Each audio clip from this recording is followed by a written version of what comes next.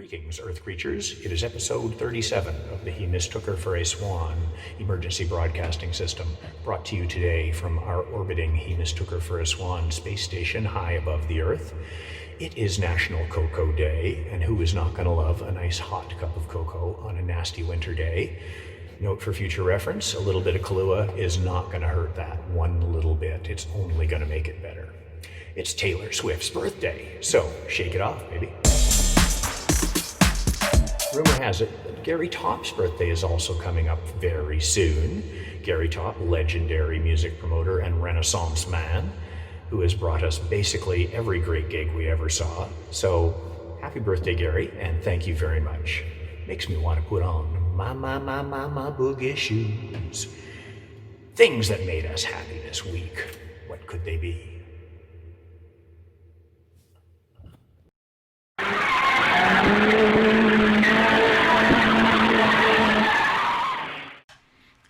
The Swan ride. As you can see, I am wearing my official Parallel Universe spacesuit, my Repel Energy Vampires suit, and that is a great idea. We should repel energy vampires. So, if anybody is like panicking about not having that last minute present that for your loved one or for yourself, you could do far worse than to just dial up paralleluniverseapparel.com on your computer and check them out, because they got cool stuff.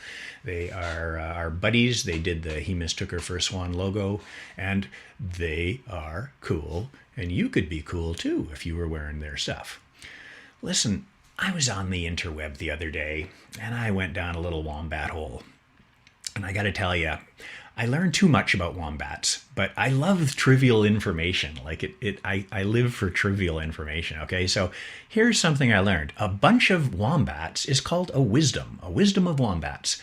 Something else to know about wombats is they're never in groups. They're solitary creatures. So I love it that in English there's a word to describe a non-existent party of wombats. So other good stuff to know about wombats is their poo is cubic. Okay, they poo little dice. So, wombats, okay?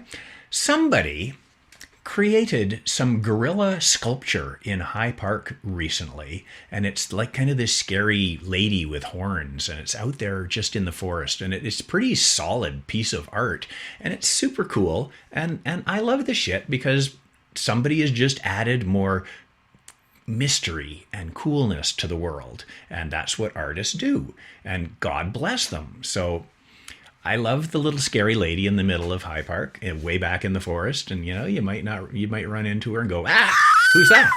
And that's good. Speaking of artists making our world better, I know I mentioned this last week, but just a reminder that today, Sunday, December 13th at 7 p.m. Eastern Standard Time, our good friend Sam Ferrara is launching his 27th annual Cameron Art Show. And he's launching it online. So here's the how you get to it, okay? So don't forget to go there, because Sam has got some very cool art, and you need to own more of it if you already have some, and you need to own some of it if you don't have any of it. Okay. That's the end of the Joyride today. Today we're going to talk about folk music in space. In space. In space. In space.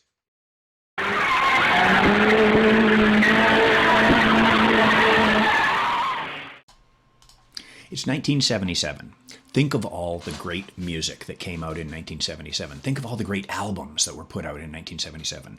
It was the year that punk rock kind of broke out, right? So that was big for me personally. So think of this, The Clash first album, The Damned first album, Johnny Thunders and the Heartbreakers first album, Elvis Costello first album, Wire, Pink Flag, Television, Marquee Moon, Iggy Pop, Lust for Life, and The Idiot. 2 for 1 in 1 year. Iggy is delivering for us. He is the man. Bowie, Heroes. Like, think of all this great music. If you're not into that kind of music, if you're into the other kind of music, well, there's your Fleetwood Mac. Rumors came out in 77. Bob Marley, Exodus. What else? Meatloaf, Bat Out of Hell. Mr. Loaf. There's, of course, we should not forget the Bee Gees, Saturday Night Fever. We try to forget it, but we can't. It's because it was freaking huge, right? Apart from all this amazing music that was put out on album, in 1977, there was one album that was more remarkable than any of the others. And it was called The Golden Record. And it was actually kind of golden colored. And it looks kind of like this. The Golden Record was a project of the National Aeronautics and Space Administration, yes, NASA. And they were in the process of launching 2 deep space probes, Voyager 1 and Voyager 2, that year, in August and September of 1977. And they had enlisted the help of famous scientist Carl Sagan to help them, kind of organize a few things about this. And Carl was he came to the conclusion that, well, we're sending this big piece of junk out into deep space. Maybe we should add a little note to it to say who we were. It's like when you get a birthday present and there's no note. And you're going, come on, you could at least say, hi, it's me. So this is a fantastic idea. So NASA says, okay, we're in. Go for it. Let's make a little note. So Carl decides we're going to make a record. That's what we're going to do. And on this record, we're going to tell the universe who we are or who we were. Okay? And what we're going to do is we're going to put all sorts of stuff that really tells the universe all about Earth and humanity. And so Carl goes about, starts gathering stuff. He says, okay, we need some pictures. Okay, so, so we're going to take pictures from all over the Earth, okay? We're going to get together as many people as we can, and we're going to say greetings in every language of the earth that we can manage to get together with. So they were in Cornell University in Ithaca, and there's a lot of smart people there from all over the world, and they managed to get greetings in 55 different languages. And they just, got people to say, hi, it's us. Then they need some sounds from Earth. So they've got, they recorded like different, wind and rain and blah, blah, blah. But they also recorded, I love that they got 2 different kinds of dogs. They got wild dog and they got tame dog. So wild dog's out in the wilderness, and tame dog is like at home, barky bark, who's a good dog. So dogs made it. So that's great. Then they said, okay, apart from all that, we should put some music on it. It's a record, it's a freaking record. Let's put some music on the record. So Carl realizes that he's in over his head a little bit. And so what he does is he calls up the world's foremost expert on world music, our friend Alan Lomax. And he says, hey, Al, we got this project. We're going to fire some songs off into deep space. Are you in? And Al goes, I'm in. So Al takes this thing and he runs. He runs with it. He makes lists. He's make sure that we cover all the areas of the earth and all the periods of music. He ends up suggesting way too many songs. But they finally kind of boil it down, and they put 27 songs on the record. And of those 27 songs, 15 are the ones that Alan Lomax suggested. So Alan Lomax basically recommended the majority of the songs on the Golden Record. And the songs that he recommended are what we would call folk music. Some are ancient, some are new. They're field recordings. They cover every area of the earth. There's recordings from Africa, different areas of Africa, not just one. And there's the Far East, China, Japan, different areas of China as well, Central Asia. There's the Azerbaijan and the places like that, he covers everywhere. Okay, South America, North America. He's got Navajo songs from North America, and the other songs, the other ones that got on the record that Alan didn't suggest were more in the kind of European classical music tradition. So that part of humanity's music was also covered. So they start off with Bach, they end up with Beethoven. In the middle somewhere there's Stravinsky. And there's like some medieval music from England, the Fairy Round, and they cover the bases of your European musical tradition as well. And it is just an amazing collection of records and of music that they put, and they put it all on this golden record. Now the golden record is actually a record. It's a weird record because it plays at 16 and 2/3 RPM. So you need a special turntable to play it.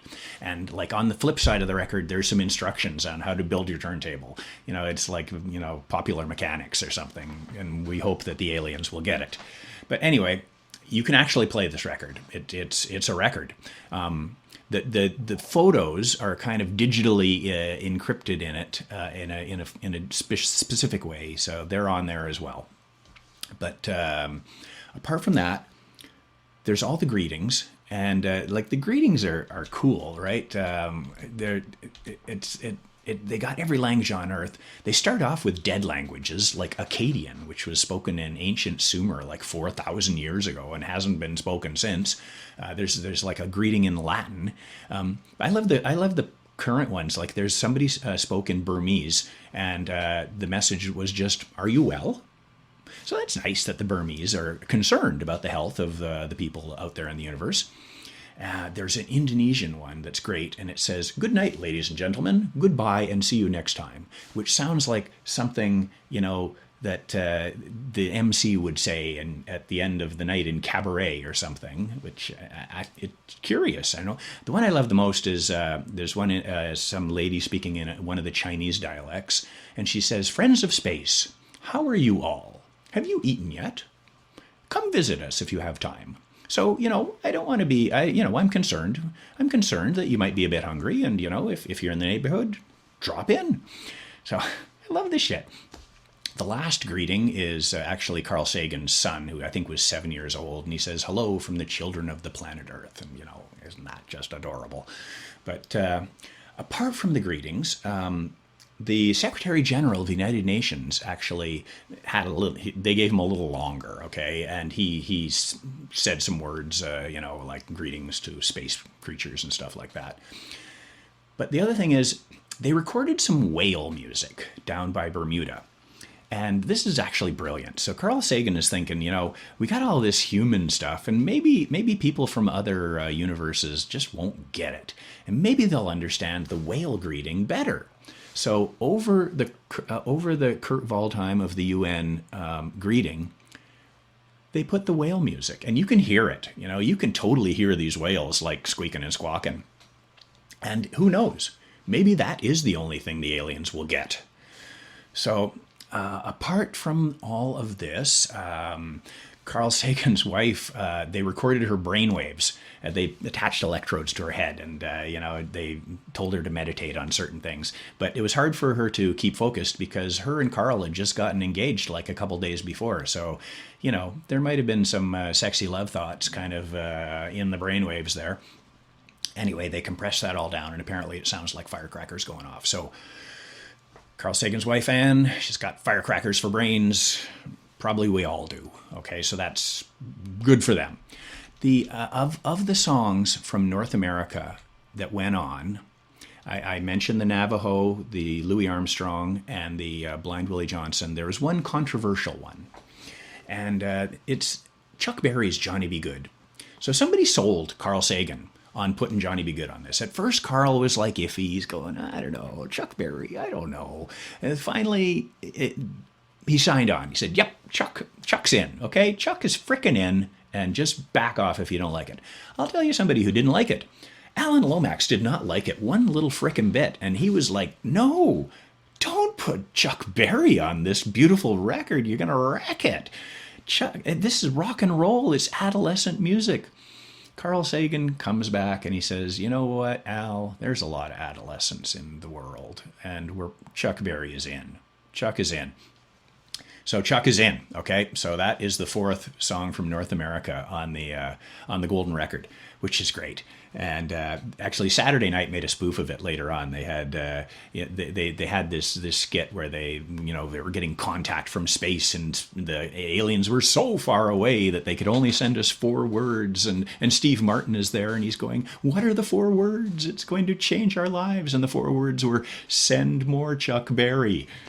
So, there you go, Chuck Berry and the Golden Record.